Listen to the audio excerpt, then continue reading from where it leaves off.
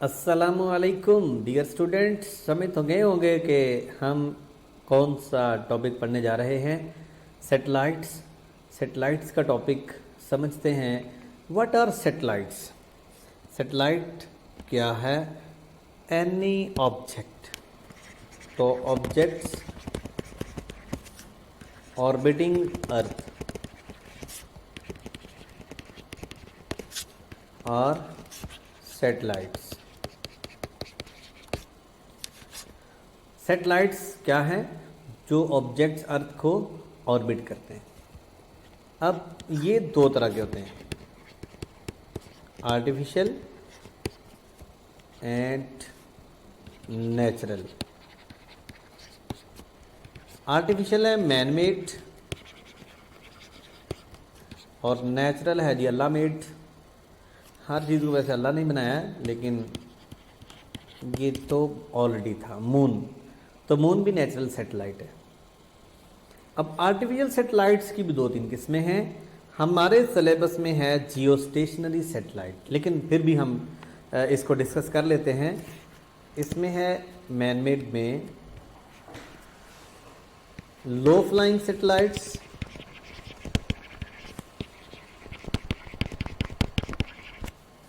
और दूसरा है लो फ्लाइंग सैटेलाइट और communication satellites.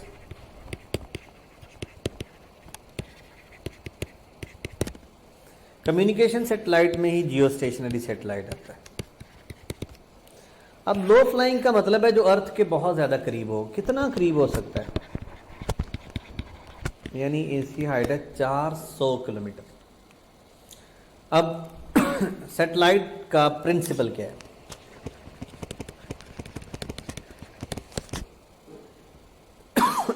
Sorry. All satellites revolve around earth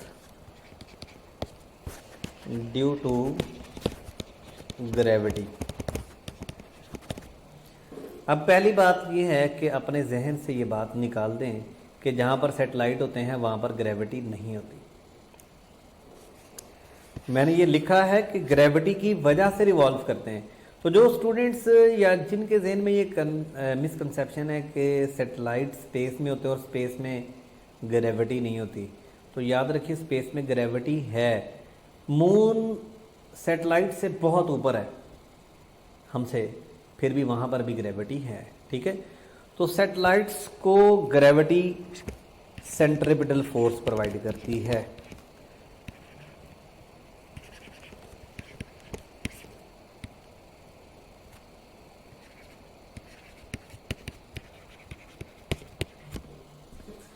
What is this centripetal force and what is this gravitational force? mm से cancel कर दें, you will get v is equal to gm over r square root। ये है velocity of satellite in any orbit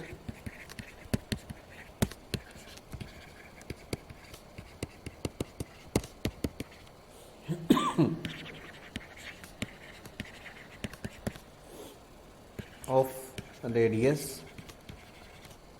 r। अब ये radius r की भी बड़ी अजीब सी कहानी। ये है क्या? Radius small r taken from centre of earth.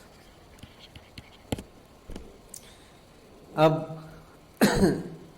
इस फार्मूला को एक और शक्ल देने जा रहा हूं, लेकिन पहले ये समझिए वेलोसिटी किस किस पे डिपेंड करती है। डज नॉट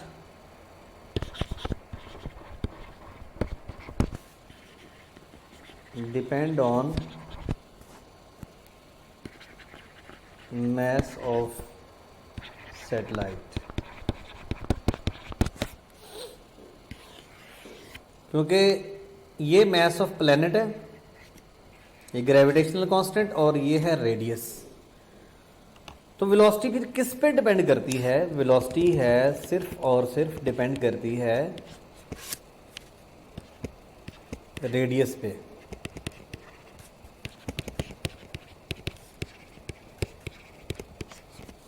एक सैटेलाइट का साइज बड़ा है, एक सैटेलाइट का साइज कम है, एक का मैस ज़्यादा है, दूसरे का मैस कम है।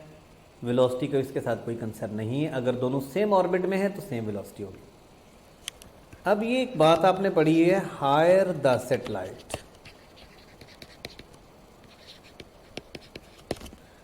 यानी आर अगर बढ़ाते हैं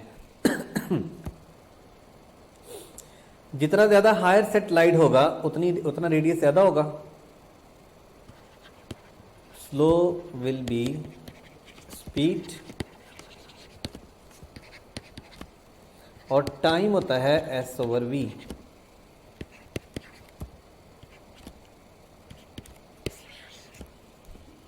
टाइम और v का इनवर्स रिलेशन। अब स्लो स्पीड होगी, मोर इट विल टेक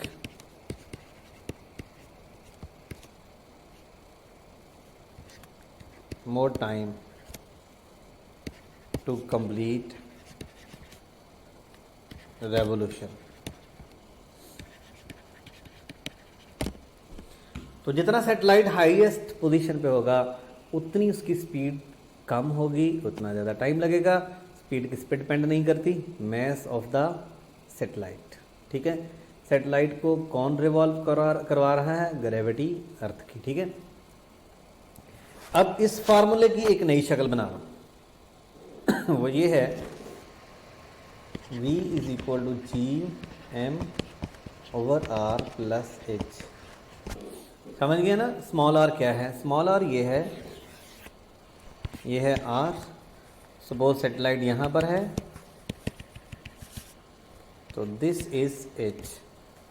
तो r + h को मिला के हम स्मॉल r लिख देते हैं। अब लो फ्लाइंग सैटेलाइट की अगर हम बात करें तो h is very very less than r। h approximately 0 हम कर देते हैं। सो लो फ्लाइंग सैटेलाइट के लिए क्या कर देते हैं? हाइट को 0।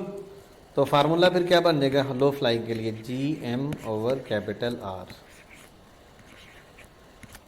ये लो फ्लाइंग सैटेलाइट के लिए, ये लो फ्लाइंग सैटेलाइट का फार्मूला है V = Gm/R। अब एक फार्मूला ये भी है G = Gm/R²। ये है G, स्मॉल g का फार्मूला। ये कहाँ से आया? ये यहाँ से आया। F = Gm/R²। mg = Gm/R²। mm से कट गया, m ने m को मार दिया तो क्या मिला? Gm/R²। gr² = बड़ा G बड़ा m।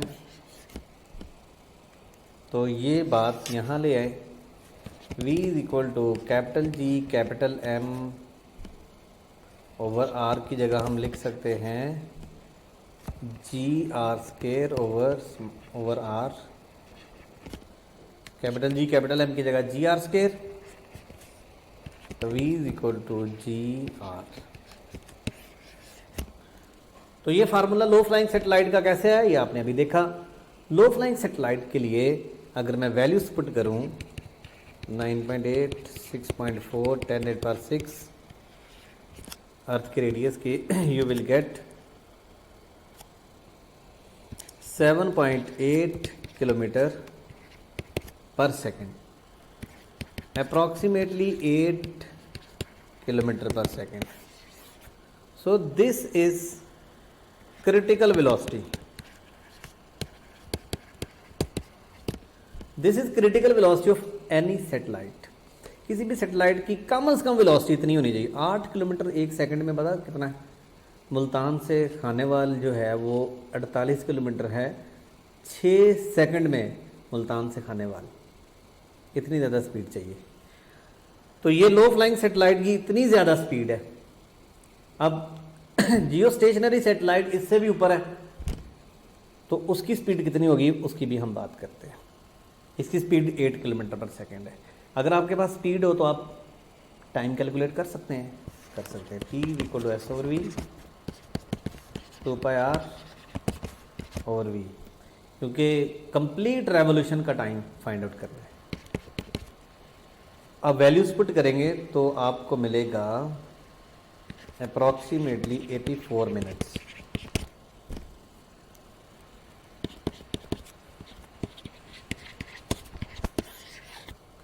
कितने देर में पूरी दुनिया का चक्कर लगा लेगा? 84 मिनट में।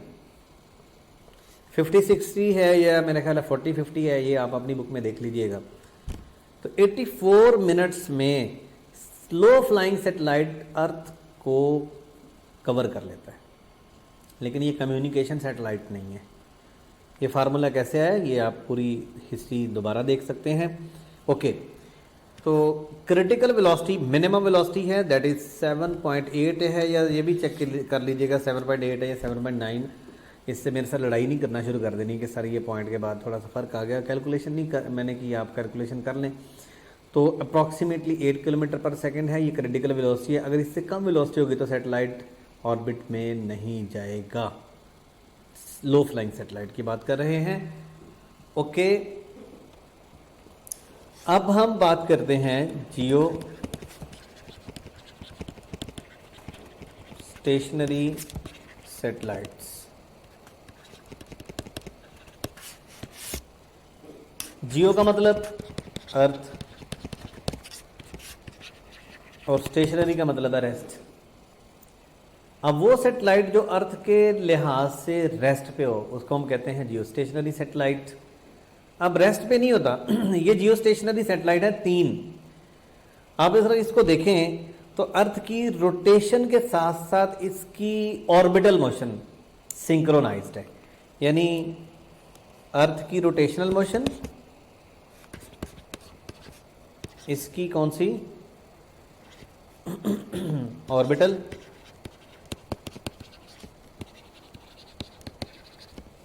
और अर्थ की रोटेशनल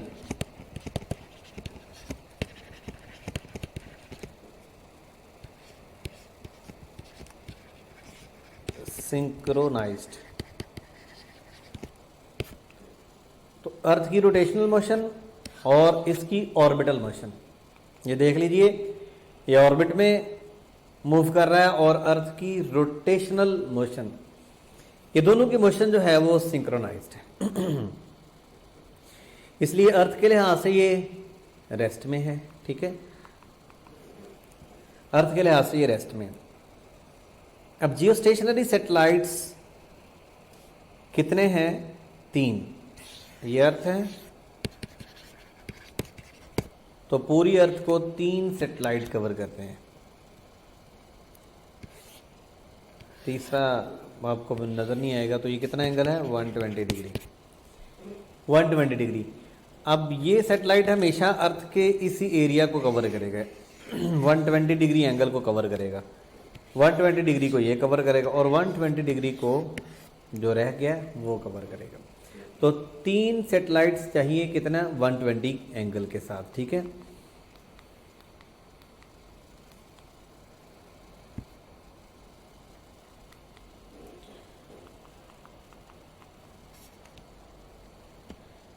मैथमेटिकल कैलकुलेशन,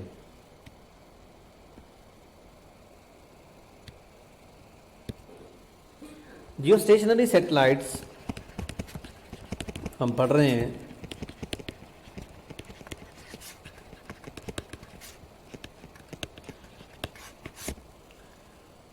अब वेलोसिटी की बात करते हैं हम, जो मैं आपको समझा चुका हूं। हमने इस जियो स्टेशनरी सैटेलाइट को कंट्रोल करना है। हम क्या चाहते हैं? जब हम फर्स्ट के मैं आपसे कहता हूँ जियो स्टेशनरी सैटेलाइट बनाओ, आप जियो स्टेशनरी सैटेलाइट बनाएंगे, क्या करेंगे? आप ये चाहते हैं कि ये अर्थ है, अर्थ की रोटेशनल मोशन ये है जनाब सैटेलाइट इस ऑर्बिट में। हम क्या चाहते हैं? हम ये चाहते हैं कि ये सैटेलाइट इस ऑर्बिट में रहे, अर्थ के बिल्कुल सामने रहे। हम क्या चाहते हैं, टू कंट्रोल स्पीड। ये है जनाब आपकी चाहत कि आप उसकी स्पीड को कंट्रोल करना चाहते हैं। अब इसकी स्पीड को कंट्रोल करने के लिए हमें ये देखना पड़ेगा कि स्पीड डिपेंड किस पे करती है। स्पीड सिर्फ रेडियस पे डिपेंड करती है, ना जी पे डिपेंड करती है ना मैथ, वो तो कांस्टेंट है। इसका मतलब to fix speed fix the radius. इसलिए जियोस्टेशनरी ऑर्बिट्स का मतलब है कि इनके फिक्स्ड ऑर्बिट्स होते हैं। अब हमें क्या फाइंड आउट करना है, what do you want to find?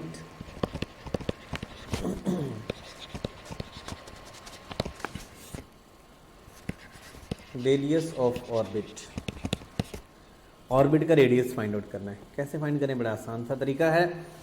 Velocity का एक फार्मूला हमारे सामने ये है, और वेलोसिटी का फार्मूला ये भी तो होता है ना,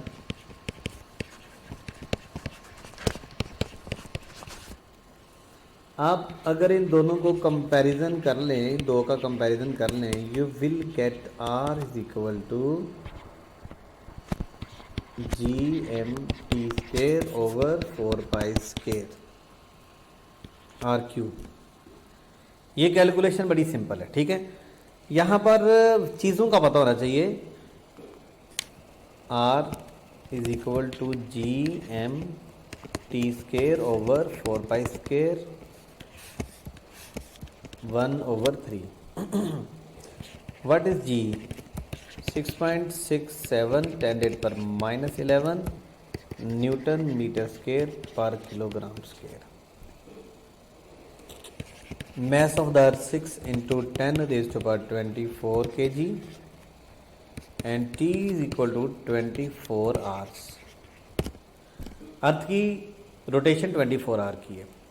जब हम ये वैल्यूज पुट करेंगे तो हमारे पास आएगा 4.23 इंटू 10⁻7 मीटर, 4.23 10⁻4 किलोमीटर, 42,300 किलोमीटर। कहाँ से है ये? फ्रॉम सेंटर, यानी अर्थ के सेंटर से इतना डिस्टेंस होना चाहिए 42,300 किलोमीटर। अगर ये पूछा जाए फ्रॉम सरफेस ऑफ अर्थ या फ्रॉम इक्वेटर, तो हाइट है 36,000 किलोमीटर। ये याद रखने वाली बात है। 42,300 कहाँ से? सेंटर से। और इक्वेटर से कितना है? 36,000 किलोमीटर। ये है रेडियस। रेडियस हमें पता चल गया। अगर आपको रेडियस का पता चल जाए तो आपको वेलोसिटी भी पता चल सकती है। v is equal to 2 pi R over T, 2 into 3.14, radius है 4.23 10⁻7 ओवर 24 आवर्स इंटू 3600, सॉरी आप डायरेक्ट 86,400, 24 घंटे में इतने सेकंड होते हैं। You will get 3.1 kilometre per second. अब ये क्या है? Orbital speed of geostationary satellite, या मैं ये भी तो कह सकता हूं कि ये है रोटेशनल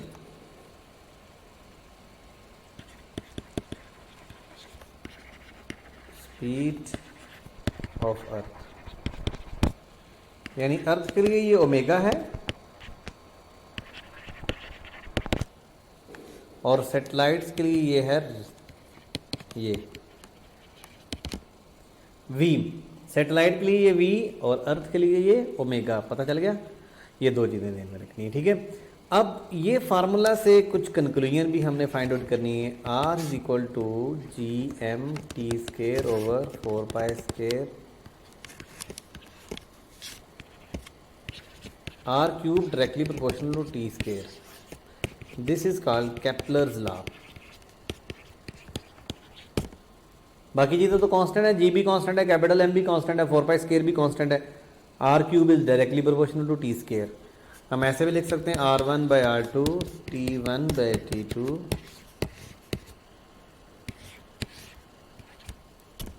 ऐसे भी लिखा जा सकता है R1/R2 T1/T2 2/3।